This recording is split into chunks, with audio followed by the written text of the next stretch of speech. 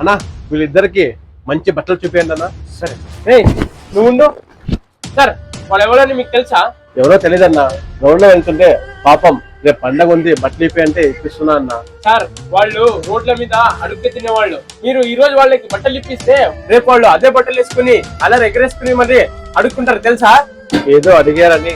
ఈ రోజు అడిగారని వాళ్ళకి బట్టలు ఇప్పిస్తున్నారు, రేపు డబ్బులు అడుగుతారు, అది ఇస్తారా?